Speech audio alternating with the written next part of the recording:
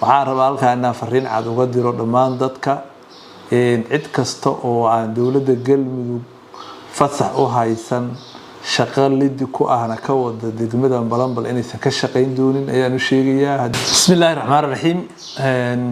maantay oo ay taariikhdu tahay 17kii bishii afraad 2025 waxaan rabaa inaan war yar oo kooban u mariyo meediyaha dhammaan dadweynaha ku nool degmada Balambal iyo hareeraheeda. dhammaan horta waan salaamayaa dadweynaha ku nool degmada Balambal iyo hareeraheeda. waxaan leeyahay assalaamu calaykum waraxmatullaahi wabarakaatuh. bacda salaam.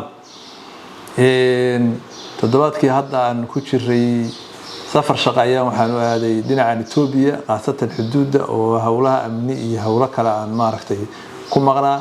daalka ku maqnaa waxyaabo ayaa ka jiray degmada Balambal.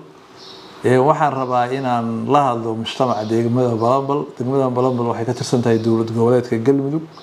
dawladda Galmudug waa degmo hoos timaada. waxaan rabaa halkaan inaan fariin cad uga diro dhammaan dadka cid kasta oo aan dawladda Galmudug fasax u haysan shaqo lid ku ahna ka wada degmada Balambal inaysan ka shaqeyn doonin ayaan u sheegayaa haddii aan la idmo. laamaha amniga iyo garsoorka iyo cid walbana waxaan farayaa iyo sirdoonkaba inay hawshaas si dhow ula socdaan.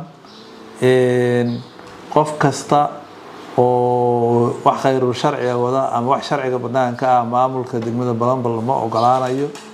oo ogolaanaya oo kaliya wixii sax oo line sax ku socdo oo nidaam sax ku socdo. sidaan ka warqabno Soomaaliya iyo dawlad goboleedka Galmudug midna kama jirto kambeyn doorasho iyo doorasho midna. waxaa lagu jiraa xilli lala dagaalamayo argixisada caalamiga al-shabaab oo dhibaato badan ka wada Soomaaliya qaasatan koonfurta Soomaaliya. inta laga gaarayo hawlahaasna waxaan rabnaa wax kasta oo noocaas in laga weentoobo laga joogo. waxaan fariin cad u faraynaa cidii aan ka istaagin hawlahaas inaan shixi doono oo tilaabo adag ka qaadi doono, tilaabo sharciga waafaqsan ka qaadi doono. waxaan codsanayaa dhammaan dadka hawlaha ku leh dadka ehelka u ah inay fariintan si fiican u dhageystaan, inaysan hadhow oran keer iyo kan iyo ma arkayn iyo waxa la yiraahdaa waxay tan u dhacday iyo waxaan rabaa inay digniinta si fiican u dhageystaan, inay si fiican uga warqabaan.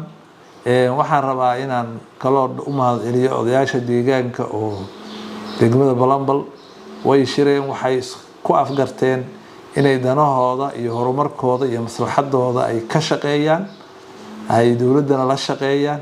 ayadana waa bogaadinaya haddii aan la idmo.